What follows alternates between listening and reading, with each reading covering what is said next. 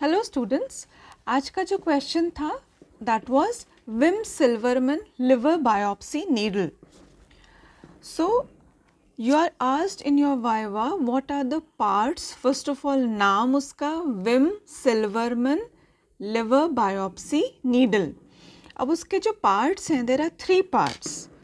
First is a cannula, जो कि हमने पहले भी जब हमने लंबर पंक्चर नीडल देखा था तब भी हमने देखा था. So cannula is cannulated or hollow part. Then trocar or stillet or stylet. ये जो रहता है ये सॉलिड रहता है. सॉलिड इसलिए रहता है क्योंकि जब हम टिश्यूज़ को पेनिट्रेट करके लिवर तक पहुंचते हैं और लिवर में भी जो हमें एग्जैक्ट जो हमें साइट पे हमें जहाँ से बायोप्सी लेनी है वहाँ तक पहुँचने के लिए जितना हमने पैरेन्काइमा पेनिट्रेट किया, हम नहीं चाहते कि वो सारा इस कैन्यूला को क्लॉग कर दे, उसको ब्लॉक कर दे या उसको भर दे. इसलिए हम चाहते हैं कि ये जो सॉलिड पोर्शन है वो कैन्यूला के अंदर रहे.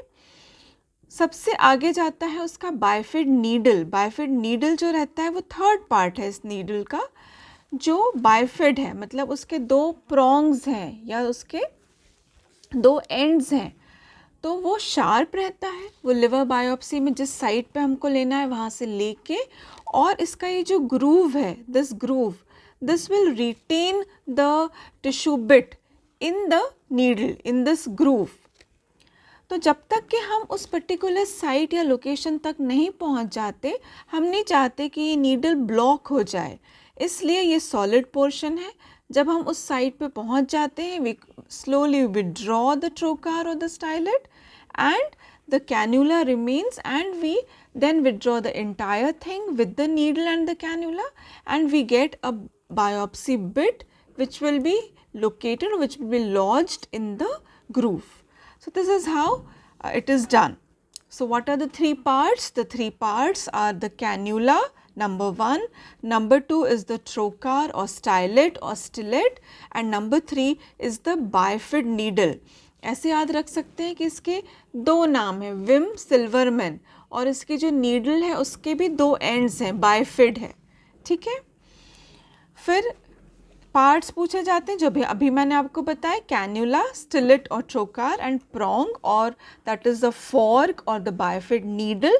It is a longer needle, it is longer than the needle and it protrudes out of the needle.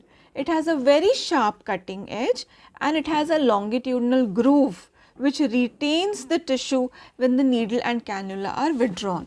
Okay, so that the biopsy bit is not lost because we are going quite deep inside the body. फिर आपसे पूछा जाता है what are the indications of liver biopsy?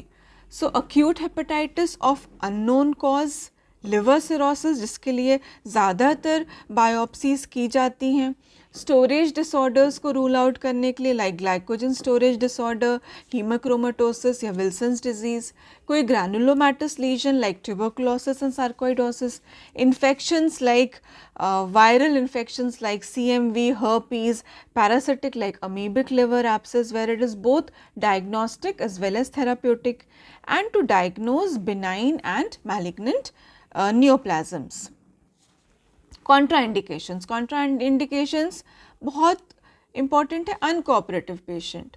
दूसरा है extra hepatic biliary obstruction, bleeding diathesis. Bleeding diathesis in general is a contraindication for all invasive procedures. Abnormal coagulation profile because liver is a very vascular organ.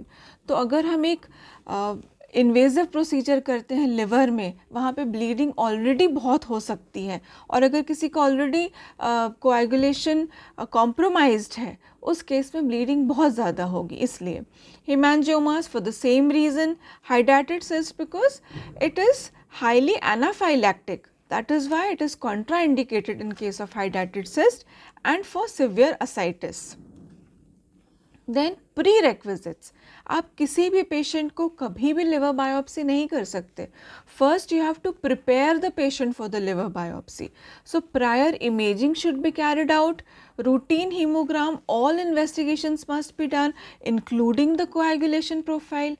The patient should not have any bleeding diathesis क्योंकि वो एक contraindication है. PT and APTT should be within normal limits.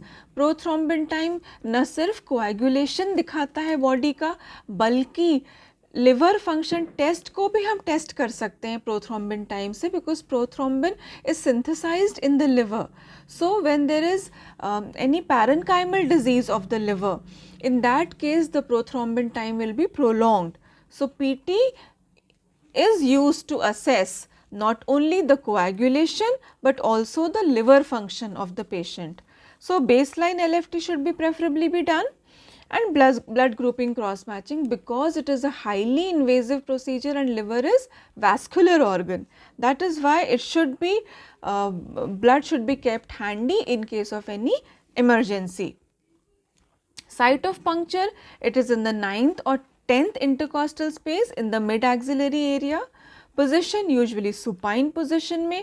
After selecting the site for liver biopsy, local anesthetic is injected, a small incision is made and biopsy needle is passed into the liver.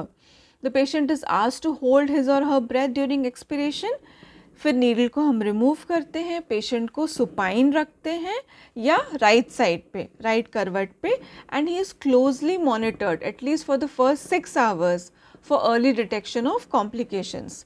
These can be the complications: intraperitoneal hemorrhage, infection, कोई adjacent structure injure हो सकता है, for example gall bladder, colon या दूसरे blood vessels. Rarely there could be precipitation of hepatic coma or biliary peritonitis. फिर आपसे पूछे जाते हैं what are the types of liver biopsies. So percutaneous liver biopsies जो कॉमनली किए जाते हैं, percutaneous blind liver biopsies usually नहीं किए जाते. What we usually do are percutaneous guided biopsies. Guided ultrasound guided हो सकता है या CT गाइडेड हो सकता है. Transvenous jugular liver biopsy and laparoscopic liver biopsy. So these are the types of liver biopsies. Thank you so much.